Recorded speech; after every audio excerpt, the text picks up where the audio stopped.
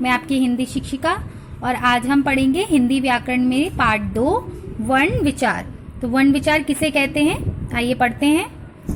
देखिए, वर्ण का मतलब ही क्या होता है, अक्षर। वर्ण मतलब क्या होता है, अक्षर। हम बोलते समय अपने मुख से अनेक ध्वनियां निकालते हैं। ध्वनियां क्या होते हैं, हमारे स्वर, जैसे अ, आ, ई, उ, ए, ओ, है ना। ये सब क्या है, क, का, है ना, क, ख, ग, सब क्या है, वर्ण है। तो वर्ण विचार से आपको समझ में आ रहा होगा, वर्ण यानी अक्षर। हम बोलते समय अपने मुख से अनेक ध्वनियां निकालते हैं। हमारे मुख से निकलने वाली ध्वनियों से ही भाषा बनती है। इन ध्वनियों को लिखने के लिए जिन चिन्हों का प्रयोग किया जाता है उन्हें क्या कहते हैं, वर्ण कहते हैं। जैसे मैंने लिखा अ, है ना, आ, तो आ क्या है, वर्ण है और इसकी मात्रा क्या है, ऐसे। अब इन चिन्ह, इसे क्या बोलते हैं, चिन्ह बोलते हैं, और इसे क्या बोलते हैं, वर्ण बोलते हैं। ठीक है। और जो हमारे मुख से निकल रहे हैं ये स्वर, ये क्या होते हैं, स्वर होते हैं, और इन्हें क्या बोलते हैं, ध्वनियां बोलते हैं। जब ये मुख से निकलती हैं तो ध्वनियों के रूप में निकलती हैं। समझ में आ रहा है आपको, जब ये मुख से निकलती हैं तो ध्वनियों के रूप में निकलती हैं। जब हम इनको लिखते हैं अलग अलग तो ये क्या हो जाते हैं, वर्ण हो जाते हैं। वर्ण यानी अक्षर।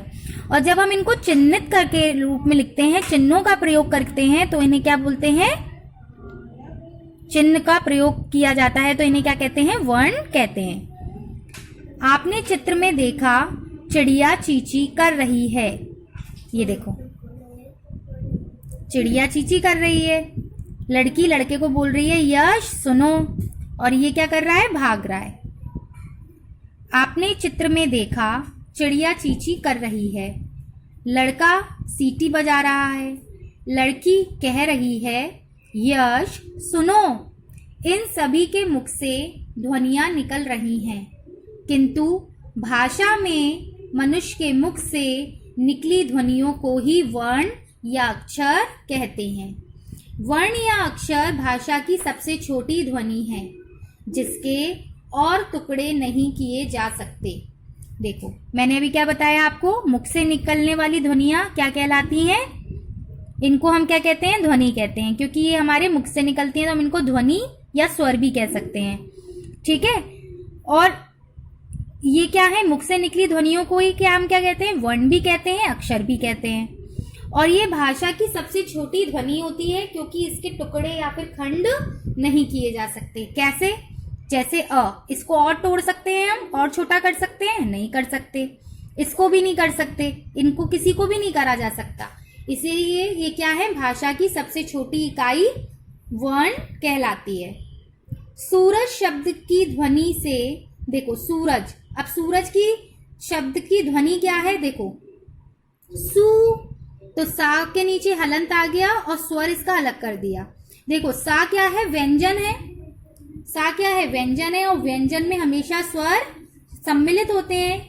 तो अब हम जब अलग करते हैं यानी वर्ण बनाते हैं तो हम इनको अलग अलग करके लिखते हैं। तो जैसे स क्या है, व्यंजन, इसके नीचे हलंत लगाया और इसका स्वर अलग कर दिया, बड़ा ऊ अलग कर दिया।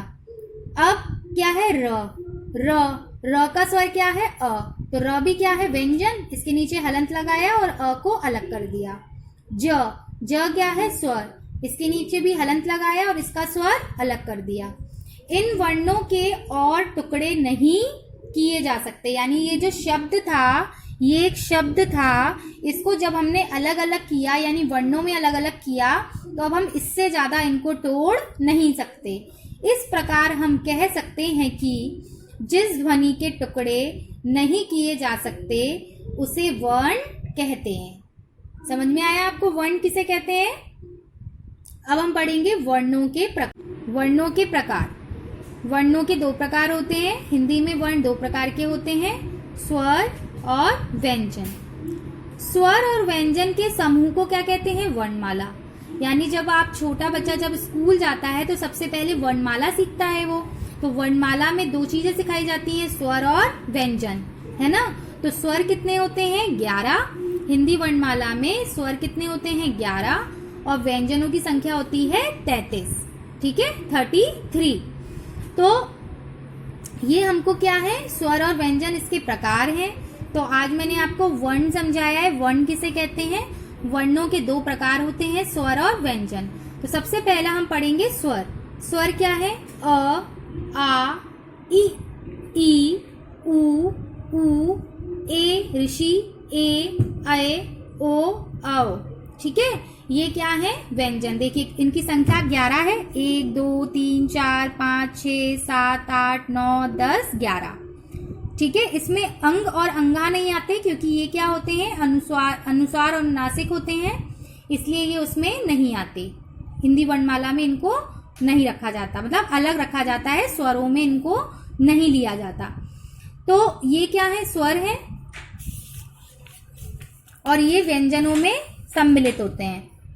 व्यंजन क, का, क, ख, ग, घ, ण, च, छ, ज, झ, ञ, ट, ठ, ड, ढ, ण, त, थ, द, थ, न, प, फ, भ, म, य, र, ल, व, श, स, ह। ये क्या है? व्यंजन है। ठीक है, अब स्वरों का उच्चारण बिना किसी वर्ण की सहायता से नहीं किया जाता, यानी स्वरों का उच्चारण बिना किसी वर्ण की सहायता से किया जाता है। मतलब ये स्वर जो होते हैं वो क्या होते हैं? स्वतंत्र होते हैं। इनके लिए किसी की भी आवश्यकता नहीं होती। अ, आ, ई, इनके लिए हमें किसी की भी आवश्यकता नहीं होती। मगर जो ये व्यंजन होते हैं इनके लिए हमें स्वरों की आवश्यकता रहती है, बोलने में भी और लिखने में भी। स्वरों के बिना व्यंजन हलंत लगाकर लिखे जाते हैं। देखो मैंने अभी लिखवाया था आपको, ये सूरज का मैंने एक्सप्लेन किया था। तो जो व्यंजन होते हैं वो हमेशा हलंत लगा के लिखे जाते हैं जब हम उसमें से स्वर को अलग करते हैं। तो जब हम स्वर को अलग कर देते हैं तो व्यंजन हलंत लगाकर लिखे जाते हैं। ड और ण वर्ण अतिरिक्त व्यंजन हैं, इनका प्रयोग शब्द के आरंभ में नहीं किया जाता। ड, ढ और ण उच्चारण में अंतर होता है। इसमें बिंदी लगी होती है, इसमें बिंदी नहीं लगी होती, तो दोनों के उच्चारण में अंतर होता है। स्वरों की मात्राएं हैं, ये सबको पता है। और जब हम व्यंजन के साथ मात्रा लगाकर लिखते हैं तो इसका रूप बदल जाता है। जैसे कि आ की मात्रा है ये, अब हमने इसमें मात्रा लगा दी का, तो ये बन गया का। इसमें शब्द बनाना हो तो कान। ठीक है, तो आज हमने पढ़ा है वर्ण के दो भेद। कल हम इसके आगे पढ़ेंगे।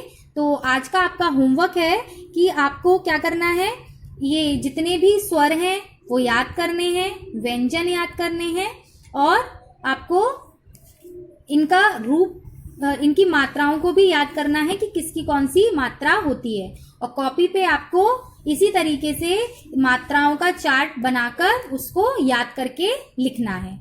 ठीक है, इसके आगे का भाग हम कल पढ़ेंगे।